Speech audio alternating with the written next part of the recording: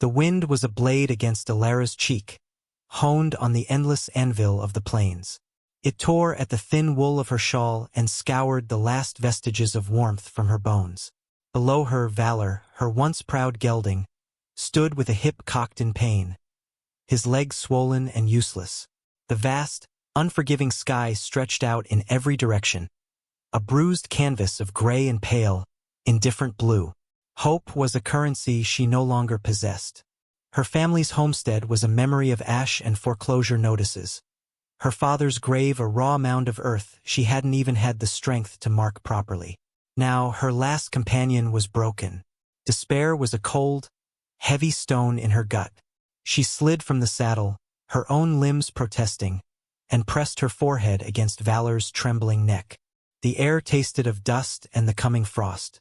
She could feel the shuddering tremors of the animal's pain, a mirror of the quaking in her own soul.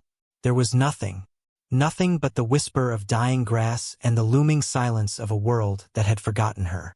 She saw the dark line of a fence in the distance, a man-made scar on the horizon, a boundary, someone's property. With the last of her energy, she uncinched the saddle, leaving it where it lay, and began to lead Valor, step by agonizing step, toward that faint promise of structure in a world of raw, punishing emptiness. Each step was a battle. The cold seeped deeper, a paralytic numbness crawling up her legs. The fence grew no closer. The world began to tilt, the horizon blurring into a wash of muted color. Her legs gave out. She fell to her knees in the brittle grass, the reins slipping from her numb fingers. This is where it ends, she thought, a strange, calm finality settling over her. Not in a warm bed, but here under the cold gaze of the sky, with only a lame horse for a witness. That was when she heard it. Not the wind, but a different sound. The steady, rhythmic beat of hooves, solid and sure. A dark shape resolved itself from the haze, a rider on a powerful black horse. He stopped a dozen yards away, a silhouette against the fading light. He was a large man, broad in the shoulders, his face shadowed by the brim of a stained hat. He didn't dismount immediately but surveyed the scene. The woman on her knees, the injured horse, the abandoned saddle. His presence was an intrusion, a monolith of capability in her world of failure. Finally, he swung down from his horse, his movements economical and devoid of hurry. He walked over to Valor first, running a calloused hand down the swollen leg with an expert's touch.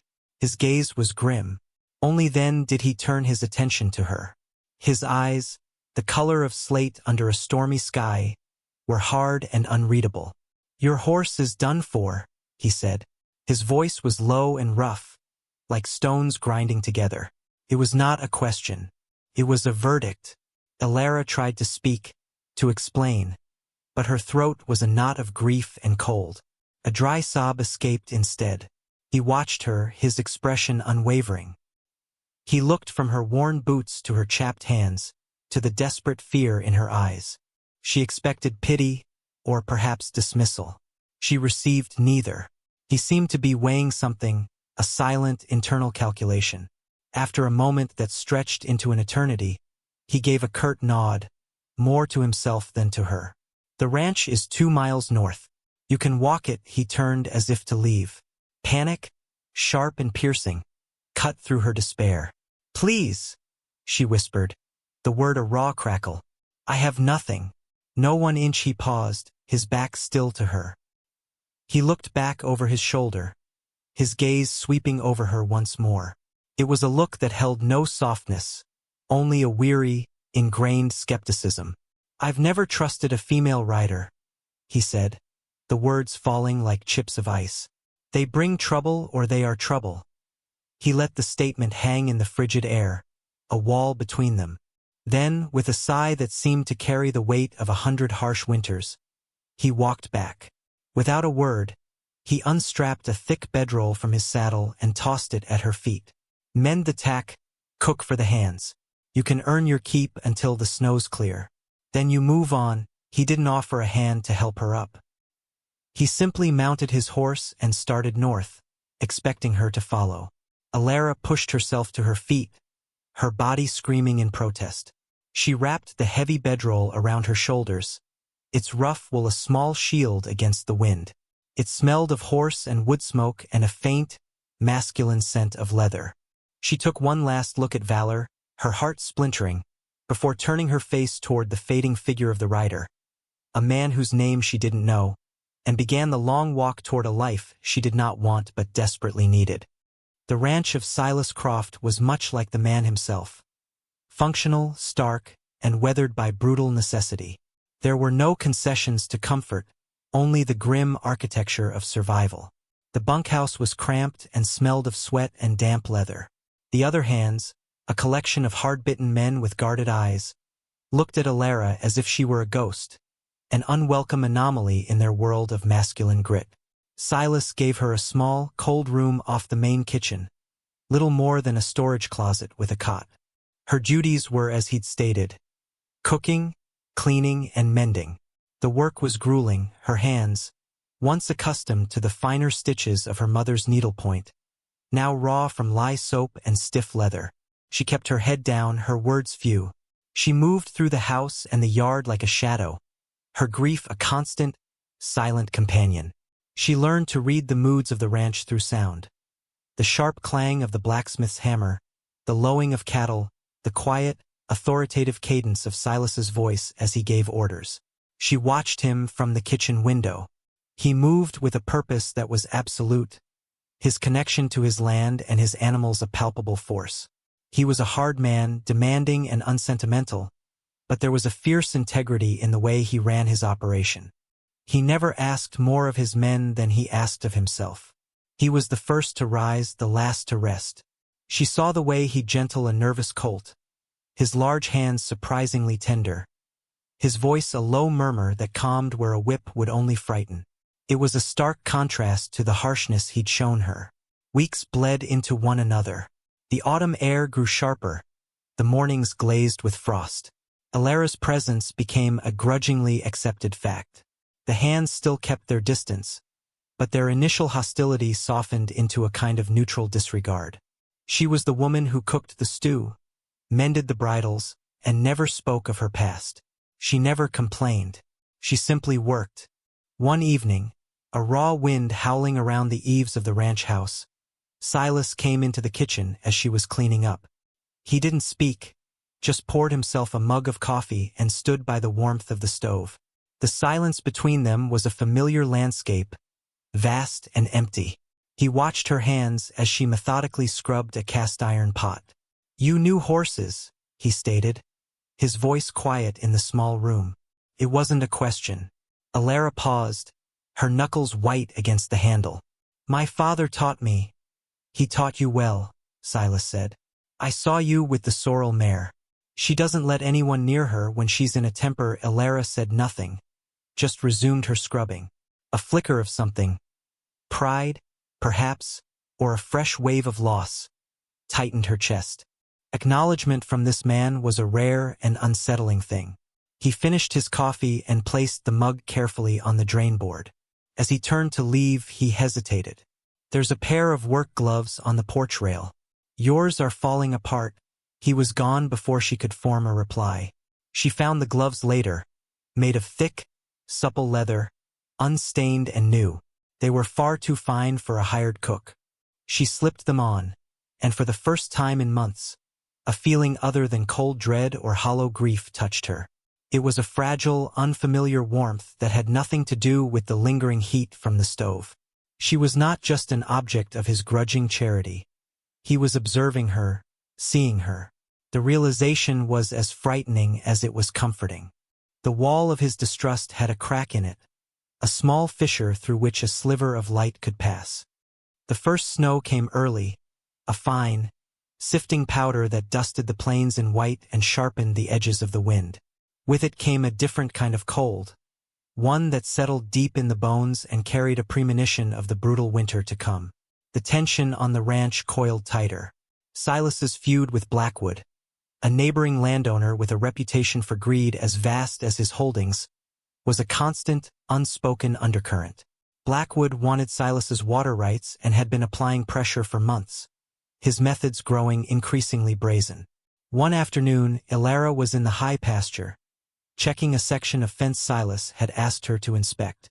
The sky was the color of lead, heavy and low. An unnatural quiet had fallen over the land, the kind that often precedes a storm. It was then that she saw them, 3 riders, moving low and fast along a distant ravine, driving a small group of cattle before them. Silas's cattle. The branding was unmistakable even from a distance. They were Blackwood's men. A cold dread, sharper than the wind, shot through her. A blizzard was brewing. The shifting clouds and the smell of the air promised it. It would provide the perfect cover for rustlers. Panic clawed at her, but she forced it down, replacing it with a cold, clear focus born of desperation. She scrambled onto the sturdy buckskin Silas had assigned her and urged the horse into a reckless gallop back toward the ranch house. She found Silas in the barn, his face grim as he studied the barometer. "Riders," she gasped, sliding from the horse before it had fully stopped. "In the North Ravine, Blackwood's men. They have a dozen head." The other hands, gathered nearby, looked at her with open disbelief. One of them, a wiry man named Jeb, spat on the ground. "Girls seeing ghosts. No one's stupid enough to be out in this." Silas's gaze locked on hers. He searched her face, his eyes narrowed, weighing her words against the men's skepticism and the worsening sky. She saw the flicker of his old distrust, the ingrained habit of doubt. "I saw them," she insisted, her voice steady despite her ragged breath. "They're using the coming storm for cover." For a long moment, the only sound was the rising howl of the wind. Then Silas made his decision. He turned not to Jeb, but to her. Which way were they headed? His voice was clipped, all business. The shift was immediate and absolute. In that moment, she was no longer the cook. She was a rider, a hand. As she described the route, the blizzard broke upon them with sudden, shocking fury. The world dissolved into a blinding chaos of wind and snow. "We're cut off," Jeb shouted over the gale. "We'll never find them now." "We will," Silas said, already pulling his heaviest coat on. He looked at Elara. "Can you ride in this?" It was not a challenge, but a question between equals. "Yes," she said, without hesitation. He nodded once, a sharp, decisive movement. "Then you're with me." They rode out into the heart of the storm, just the 2 of them, a desperate gamble against the elements and the thieves. The world was a maelstrom of white. Visibility was reduced to a few feet, the wind a physical force that threatened to tear them from their saddles. But Elara felt a strange sense of clarity. The fear was gone, replaced by a fierce, burning purpose. She remembered the terrain from her earlier ride, the dips and rises of the land. She rode beside Silas, not behind him, her knowledge guiding them through the blinding chaos. They found the rustlers taking shelter in a shallow, wooded canyon, their stolen cattle huddled together. The men were complacent, certain no one could have followed them through the blizzard. The confrontation was swift and brutal. Silas was a force of nature, his fury as potent as the storm. But one of the men broke away, leveling a rifle at him from the shadows. Elara saw the movement. There was no time to think, no time to call out. She spurred her horse forward, slamming her mount into the rustlers, sending his shot wild. The man cursed, turning on her. But Silas was there in an instant, disarming him with cold, efficient violence. The fight was over. The rustlers, defeated and frostbitten, were sent fleeing into the storm. Silas stood over the recovered herd, his chest heaving, the snow clinging to his hat and shoulders. He turned slowly and looked at Elara. The wind shrieked around them, but in his eyes, she saw a silence that was more profound than any sound. The wall of his distrust had not just cracked. It had been utterly demolished by the storm, and by her. The journey back was a silent testament to shared survival. They moved through the abating blizzard as a single unit, their horses close, their breathing visible in the frigid air. The wind had scoured the world clean, leaving behind a landscape of pristine, sculpted white. When the familiar shapes of the ranch buildings finally emerged from the snow-laden haze, Alara felt a sense of homecoming that was so potent it almost brought her to her knees. The other hands watched from the barn doorway as they rode in, two figures caked in snow, battered but unbroken. The men's expressions were no longer dismissive. They held a new, grudging respect. The story of what had happened in the storm would need no telling. It was written in the way Silas rode beside her, in the way he dismounted and immediately came to check her horse before his own. That evening, the ranch house was quiet. A fire roared in the hearth, casting a warm, flickering glow across the room. The storm was over, leaving a profound stillness in its wake. Alara sat on a low stool by the fire, soaking in the heat, every muscle in her body aching with a deep, satisfying exhaustion. Silas entered the room, carrying two steaming mugs. He handed one to her without a word. It was coffee, laced with a generous pour of whiskey. She wrapped her cold hands around the ceramic, the warmth seeping into her skin. He sat in the chair opposite her, the firelight catching the tired lines on his face, softening their usual severity. For a long time they just sat, listening to the crackle and pop of the logs. The silence between them was different now. It was no longer a void, but a shared space, filled with unspoken understanding. "Your hands," he said, his voice low. She looked down. A long, shallow cut, sustained sometime during the chaotic fight, ran across her knuckles. She hadn't even felt it. He got up and came back with a small tin of salve and a clean strip of linen. He knelt before her, taking her hand in his. His touch was surprisingly gentle, his large, calloused fingers moving with a careful precision as he cleaned the wound and applied the soothing balm. Her breath hitched. It was an act of such quiet, profound intimacy that it felt more significant than any declaration. His head was bowed over his task, his focus entirely on her hand. When he was done, he wrapped the linen securely around her knuckles, but did not immediately let go. He looked up, his slate-gray eyes meeting hers in the firelight. The hardness was gone, replaced by something raw and vulnerable she had never seen before. "I was wrong," he said, his voice barely above a whisper. "About you, 3 words." They landed in the quiet room with the weight of a lifetime of prejudice undone. They were an apology, an admission, and a testament all at once. He wasn't just talking about her being a writer. He was talking about everything. Alara felt the last of her own inner walls crumble. She had arrived at this ranch a broken, grieving girl, seeking only survival. She had endured judgment and hardship, her spirit encased in ice. Now, in the warmth of this fire, held in the steady gaze of this difficult, honorable man, she felt a thaw. It was the return of a self she thought had died on the plains. He released her hand and stood, moving to the window to look out at the moonlit, snow-covered land. Their land. She rose and stood beside him, their shoulders almost touching. The world outside was cold and vast, but for the first time it didn't feel threatening. Felt like a promise. She was no longer a shadow in his house or a ghost on his land. She was his best hand. She was his partner.